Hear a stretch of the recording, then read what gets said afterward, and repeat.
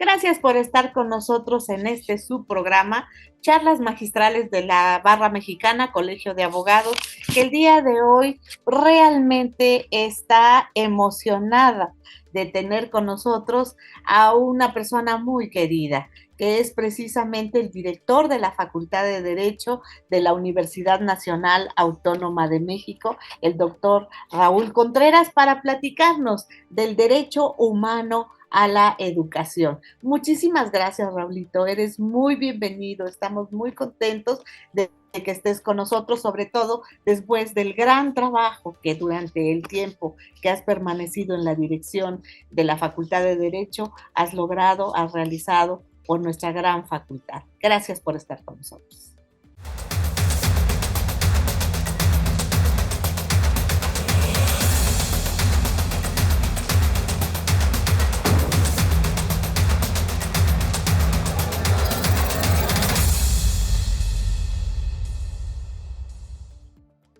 Doctor Raúl Contreras. Estudió la licenciatura en Derecho en la Facultad de Derecho de la UNAM. Es doctor en Derecho en la misma universidad desde 1999. Actualmente es doctorando en Derecho por la Universidad de Salamanca. El Sistema Nacional de Investigadores lo reconoce como Investigador Nacional Nivel 1. Es investigador honorario en el Colegio de Veracruz. Con más de 31 años ininterrumpidos como docente, es profesor de tiempo completo por oposición de la Facultad de Derecho de la UNAM, donde imparte múltiples materias tanto en licenciatura como en posgrado. Ha sido miembro de las cátedras extraordinarias Raúl Cervantes Ahumada y Fernando Ogesto Martínez por la UNAM. Es autor de diferentes libros, entre los que destacan La Ciudad de México como Distrito Federal y Entidad Federativa, publicado en el año 2000 y reimpreso en varias ocasiones, así como diversos en coautoría. Asumió la dirección de la Facultad de Derecho para el periodo 2016 a 2020. La Junta de Gobierno de la UNAM designó a Raúl Contreras Bustamante como director de la Facultad de Derecho para el cuatrienio 2020-2024. Este será el segundo y último periodo de Contreras Bustamante al frente de la institución que dirige desde 2016.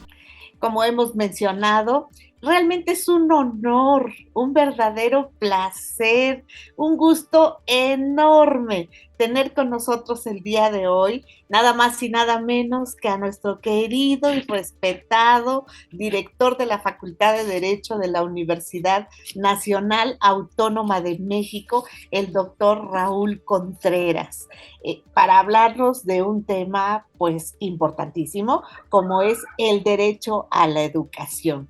Raulito, mil gracias por haber aceptado y por estar con nosotros en este programa. Sabes que te queremos y te admiramos y por supuesto nos encanta platicar contigo. Gracias. El honor es para mí, imagínate estar en este gustado programa y entrevistado nada más ni nada menos por una ministra de la Suprema Corte en retiro y muy destacada profesora de esta facultad. Verdaderamente es un honor estar en este programa contigo. Muchas gracias, Margarita, por invitarme. No, al contrario, gracias a ti. Y bueno, vamos a entrar en materia porque se nos va el tiempo muy rápido. Queridísimo director de la facultad, si alguien está involucrado en el tema educación, pues realmente eres tú, y pues la educación sobre todo a nivel profesional. ¿Cómo catalogarías a la educación? ¿Como un derecho humano o como un derecho social y por qué? Mira, yo sostengo que la educación a lo largo de la historia de la humanidad siempre fue un privilegio de las élites. Solamente la monarquía, la aristocracia, el alto clero tenían acceso a la educación y sobre todo a la educación de calidad, a la educación superior. Es hasta el siglo XX cuando empieza a señalarse la obligación de los gobiernos, de los estados, a educar a todos, cuando pueden entrar a educarse los sectores menos favorecidos de la sociedad, entre ellos las mujeres. Gracias a que la Constitución de 17 estableció la educación como uno de los derechos sociales, pues las mujeres empezaron a entrar a las universidades y pudieron defender y conquistar los derechos que les habíamos conculcado los hombres a lo largo de todos los siglos de la humanidad, y hoy las mujeres tienen plenos derechos de igualdad de los hombres. Y a lo largo del siglo XX y lo que llevamos de este siglo XXI, la educación se ha transformado más a raíz de la reforma constitucional de 2011 en un derecho humano, ya no un derecho social. ¿Por qué? Porque ya no podemos ver a la educación dependiente de si hay presupuesto, de la convicción ideológica del que gobierne, de la época o de la inclinación política de quien está en el turno del gobierno, sino que tiene que ser un derecho humano, incluso hasta justiciable, porque lo comentábamos. De nada sirve que haya una constitución muy garantista y haya tratados internacionales que establezcan muchos derechos si la gente no los conoce, no los puede comprender, ejercer y desde luego mucho menos defender. Entonces, hoy el derecho humano es un derecho que tenemos que oponer al gobierno y exigir que dé y cumpla con las condiciones que la Constitución le señala para que todo el mundo tenga acceso a la educación y a la educación de calidad. No, maravilloso, coincido plenamente contigo, y estoy de acuerdo porque a eso deben de llegar todas las naciones, a dar este tipo de educación, siempre con el afán de que sea para todos, que el acceso sea para todos. Y esta es una de las grandes ventajas que se establecen de reconocerlo como derecho humano. Yo te preguntaría, ¿tienen muchas más ventajas? ¿Y cuáles serían, si es que las hay, alguna desventaja de darle este reconocimiento? Pues yo no le veo desventajas. Mira, la pandemia, Margarita, nos vino a demostrar que el 72% de los miles de mexicanos que murieron por la pandemia no tenían la educación básica terminada. Entonces nos habla de la importancia que tiene la educación en la vida y en la libertad. Y desde luego que hay indicadores que nos señalan que los países más desarrollados en el mundo y los que han salido del subdesarrollo y han ingresado de manera muy rápida al mundo desarrollado son aquellos que invirtieron en educación y que tienen los mejores sistemas educativos. Así que la relación de educación con el desarrollo de las personas y además el desarrollo de la sociedad es algo irrebatible. Sí, de acuerdo, totalmente de acuerdo. Efectivamente, no le veo desventajas. Es solamente ventajas, solamente ofrecer oportunidades, que esa tiene que ser la razón fundamental de un Estado de Derecho en el que tiene la posibilidad de ofrecer oportunidades a sus conciudadanos. Y eso es lo que hoy se está logrando a través de esta gran apertura educativa de la que tú estás siendo líder muy importante en nuestro país. Como líder que eres de esta gran facultad de Derecho a la que queremos tanto porque es nuestra alma mater, somos Pumas de corazón, como líder de esta gran facultad, yo te pregunto, ¿cómo le has hecho, Raulito, para la continuidad en las clases de nuestra facultad ininterrumpida, cuando sabemos que hoy varias facultades de la Universidad Nacional Autónoma de México están en paro? Pues mira, la verdad es que cuando tú estás al frente de una comunidad tan importante como esta, tienes que saber ejercer el liderazgo y tienes que aprender a entusiasmar a los integrantes de la comunidad, alumnos, profesores y trabajadores en la tarea. Nosotros fuimos los primeros en incorporarnos a la educación a distancia cuando se declaró la pandemia. Nunca suspendimos clases, teníamos un gran avance tecnológico que ya nos preparaba sin saber que iba a llegar el momento. Teníamos clases en donde los alumnos ya podían tomar clases a distancia y de manera escolarizada, y profesores que daban en los tres sistemas y que sabían usar las redes, y eso nos permitió ser la facultad que tuviera más aulas virtuales abiertas. Fuimos la primera facultad en regresar de manera presencial. Nosotros estamos trabajando desde el 28 de enero de manera presencial, pero con una modalidad que fue aprovechar lo que nos enseñaron la tecnología y la pandemia. Entonces, tenemos el 70% de nuestras clases presenciales y un 30% siguen dándose en línea, porque hay muchos alumnos y muchos maestros que regresaron a provincia o que están de viaje o que tuvieron que trabajar porque la pandemia les mató a alguno de sus padres o las condiciones económicas los obligó a trabajar. o que ya se acostumbraron a no invertir las 2 horas de venida y de regreso. Y entonces eso hace que los alumnos que no querían regresar a la presencialidad estén tomando clases como lo hicieron durante los 2 años y medio, y que los profesores que tienen problemas de salud o tenían alguna duda sobre si ya regresar de manera presencial estén dando clase. Y eso ha hecho que no tengamos una presión social en el sentido de parar. Y desde luego, pues también la comunidad está muy entusiasmada de tener profesores que fueron ministros de la Suprema Corte, no quieren perder sus clases, y la pandemia nos enseñó que durante esos 2 años mejoró la puntualidad, la asiduidad de los alumnos y de los maestros.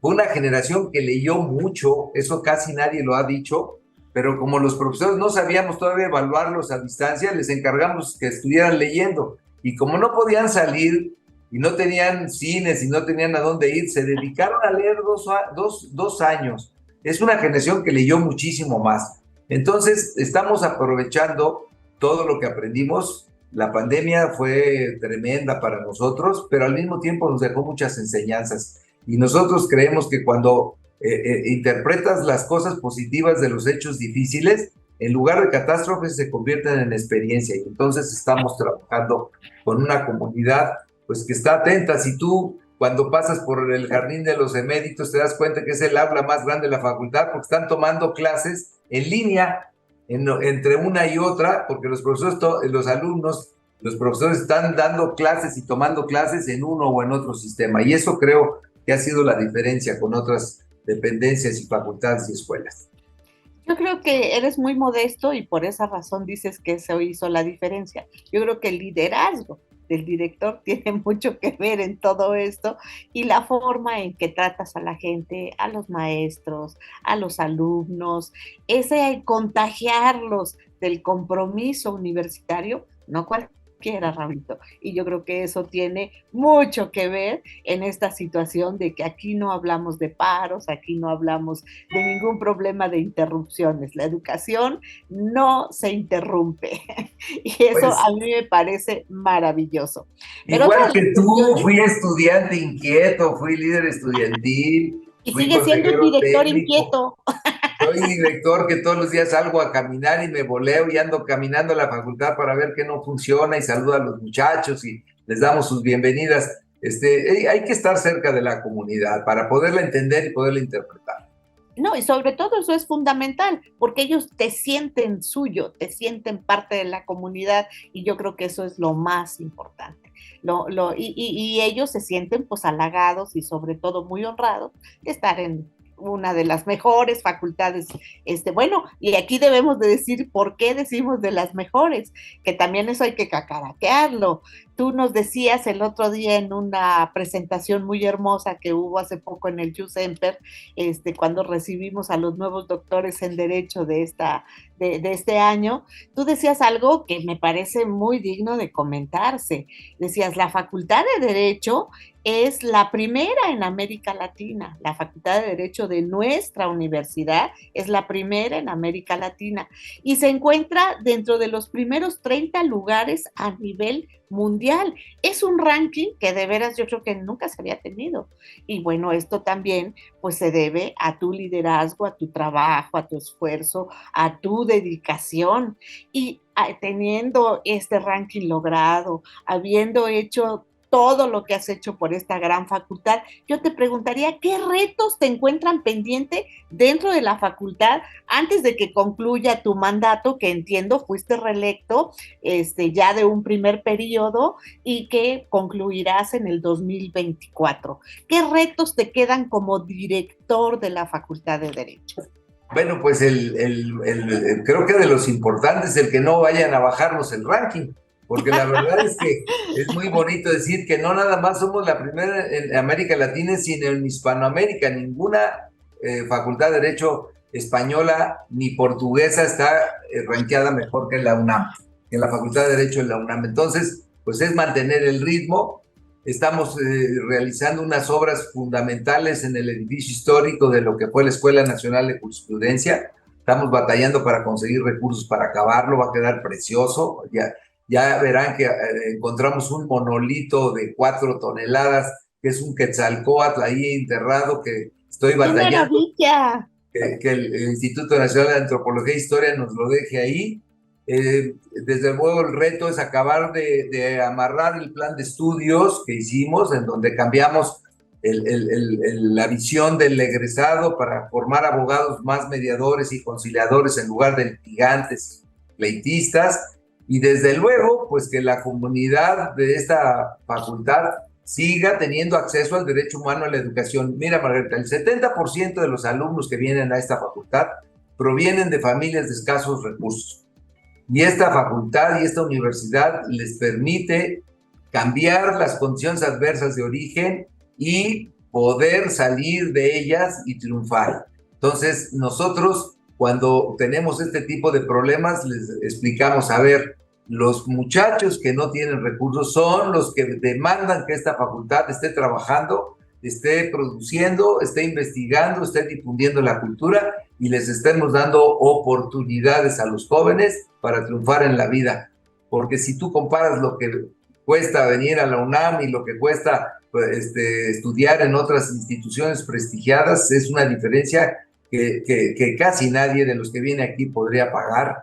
Y además, pues en esas escuelas, valga la falsa modestia, pues no hay profesores como la doctora Margarita Ramos, como todos la orla de académicos que hay en esta facultad, que vienen por el amor a la universidad para devolverle algo de lo que recibieron y que ven aquí a la Facultad de Derecho como una vocación y no como un empleo.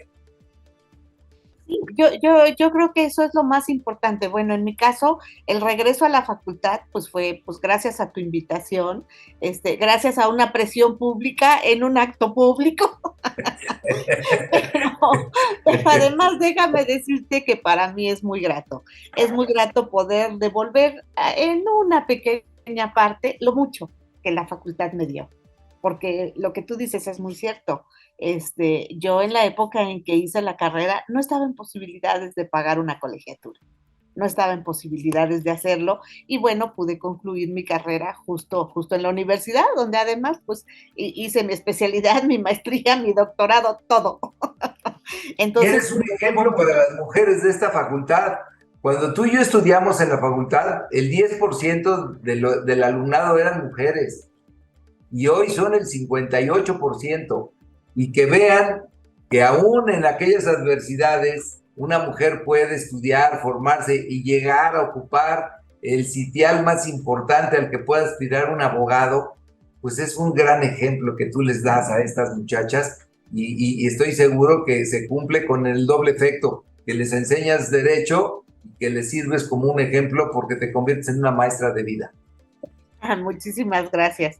Pues yo feliz siempre de estar en la universidad, realmente lo disfruto y tengo grupos que pues me motivan, me incentivan mucho a seguir con ellos porque realmente es gente comprometida, gente que está contenta de poder ir logrando sus anhelos en una gran universidad como es la nuestra. Y aquí hay una pregunta muy importante, decíamos hace rato, en el 2024 pues concluyes tu reelección, entiendo que solamente puede haber una reelección, ya no hay otra más. Yo quisiera preguntarte, Raulito, ¿qué sigue para Raúl Contreras una vez terminado este periodo? Mira, me estoy preparando para no bajar el ritmo ni un minuto, no distraerme en ninguna otra cuestión o aspiración, sino tener el objetivo muy claro en terminar y ser el mejor director que sea posible. Aspiro a inmediatamente después de ser director regresar a ser profesor, a poderme sentar en la mesa de firmas, a poder transitar los pasillos y que la comunidad me vea pues con afecto, con el reconocimiento que uno se pueda cultivar y poder seguir investigando y poder seguir publicando mis libros, quizás tomar las cosas un poco en calma para poder ir y venir a mi querida Jalapa y poder pues verdaderamente ver qué seguirá en la vida de Raúl Contreras, pero en este momento el objetivo es no distraerme y seguir conduciendo a la Facultad de Derecho con el entusiasmo que lo he hecho estos 6 años y medio sin ninguna distracción. Bueno, realmente no la has tenido, porque te has dedicado en cuerpo y alma a la Facultad de Derecho y yo creo que has hecho grandes cosas, que quienes formamos parte de esta comunidad universitaria realmente nos sentimos muy, muy orgullosos de tu desempeño, de tus logros, porque vaya que han sido muchos, muchos logros, pero sobre todo de esta personalidad que le has ido imprimiendo a la Facultad de Derecho, que adopta una personalidad propia. Yo creo que cada director le va poniendo de alguna manera su sello. Y el tuyo ha sido muy particular, muy personal. Y bueno, yo creo que en un momento dado el hecho de que te hayan reelegido para un segundo periodo, pues te permitió con mayor tranquilidad en esta segunda parte, o no sé si me equivoco, como concretar muchos otros planes que igual en 4 años no es posible. O si tú crees que en 4 años es suficiente para poder hacer tantas cosas como las que tú has hecho. Mira, 4 años son pocos para hacer algo y son muchos para estar perdiendo el tiempo, pero fíjate que curiosamente, el día que yo tomé posesión como director para un segundo periodo, ya estábamos en pandemia. Realmente este segundo mandato me tocó aplicar toda la experiencia para conducir una nueva modalidad que era totalmente inédita en la vida de la facultad, que era lograr que la comunidad se involucrara, los profesores aprendieran a dar clases en línea, todos hoy, alumnos y maestros, ya no hay aquellas clasificaciones de baby bloomers y millennials, todos somos zoomers, porque maestros y alumnos aprendimos a usar el Zoom al mismo tiempo. Los alumnos nos enseñaron a veces muchas cosas a usarlo porque estaban más habituados a los medios electrónicos, pero el mandato fue totalmente distinto. 2 años de mi segundo mandato nos los llevamos en pandemia, tratando de no interrumpir las clases, de mantener una actividad internacional muy intensa, que fue muy importante, por eso nos subimos en los rankings, porque aprovechamos el nicho de que todo el mundo estaba en sus casas y aprovechamos la oportunidad de convocar a profesores de todo el mundo de Hispanoamérica que estuvieran intercambiando cosas.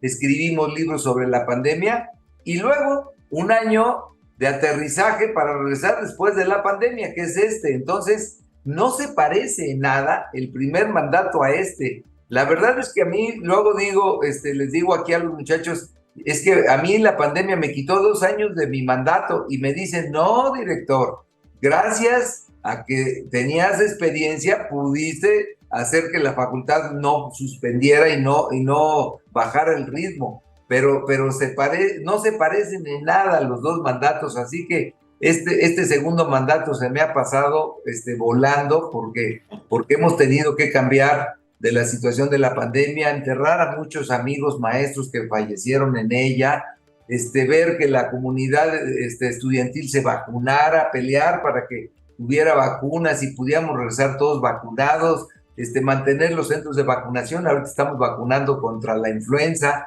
en fin, tratar de que la comunidad se sienta protegida, se sienta tranquila, pero no, este segundo mandato ha sido, haz de cuenta que fue director por primera vez, porque todo lo que hemos hecho ha sido totalmente inédito, pero muy contento. Sí, yo creo que la pandemia a todos nos hizo, bueno, nos tomó abruptamente cuando no estábamos preparados, cuando no la esperábamos, y luego, pues eso tuvo como consecuencia también soluciones inéditas a todos los problemas que se venían presentando. Y yo creo que aquí sí hay que reconocerse que de alguna manera el uso de la tecnología ayudó y ayudó de una forma impresionante, pero lo que tú has señalado es muy cierto. Para los muchachos pues era algo normal, algo lógico, pero para nosotros, y me incluyo, para mí fue terrible, de veras. ¿Por qué razón? Pues porque no estábamos acostumbrados a manejarnos a través de los medios electrónicos y a mí me costó mucho trabajo, muchísimo trabajo, pero al final de cuentas pues tuvimos que entrar, no hubo de otra, no había la posibilidad de decir, no, pues me doy porque no puedo entrar al Zoom ni nada, llamar a las hijas cuando aquí estaban, o algún muchacho joven que nos auxiliara para decir, yo no sé qué pasa, pero no puedo entrar, y sí sufría uno un poco, pero pues todo eso lo manejaste de una manera muy hábil, de una manera pues, como diciendo, sacando fuerza de flaqueza, sacando provecho a la adversidad y bueno, pues por eso la facultad está como está, cosa que en lo personal me llena de orgullo y me llena de gusto. ¿Por qué? Pues porque está al frente de ella una persona como tú que con esa sonrisa que traes ahorita, has manejado siempre los momentos difíciles y los momentos alegres, por supuesto, se justifica plenamente. Entonces, para mí sí es muy importante que tú hayas tenido todos estos logros y que la universidad esté rankeada en el lugar en el que se encuentra. No Gracias. nos podíamos dar el lujo de perder a los profesores experimentados. Les mandábamos técnicos, algunos a sus casas, porque les daba miedo electrocutarse con la computadora. Algunos no usaban ni WhatsApp, te lo digo en serio. Entonces, mandábamos a los técnicos para que les enseñaran en cursos rápidos a utilizarlo. Y mira, claro que la pandemia nos enseñó cómo estamos haciendo esta entrevista en este momento, en que ya hay presencialidad, pero nos hemos dado cuenta que la virtualidad y que la tecnología pues hace posible aprovechar más el tiempo del día y no perder tantas horas en este tráfico otra vez terrible de la ciudad en los traslados. Esto llegó para quedarse y creo que hay que entenderlo. Hay mucha gente que habla de regresar a la normalidad y creen que regresar a lo que hacíamos antes de la pandemia es bueno, y no es cierto. La pandemia nos enseñó que teníamos muchos problemas. Hay que acostumbrarnos a vivir una nueva realidad. Decía Albert Einstein, y lo citaba hace rato, que a él no le gustaba estar pensando en el pasado, que prefería pensar en el futuro porque aspiraba a vivir en él. Entonces, hagamos todo lo posible porque México tenga un mejor futuro y dejemos atrás muchas cosas que no valen la pena regresar a ellas porque la tecnología nos vino a enseñar que hay cosas importantes que no podemos desperdiciar. Me parece muy correcto y sobre todo tomar en consideración que es una forma de optimizar el tiempo, aun cuando hayamos regresado a la normalidad.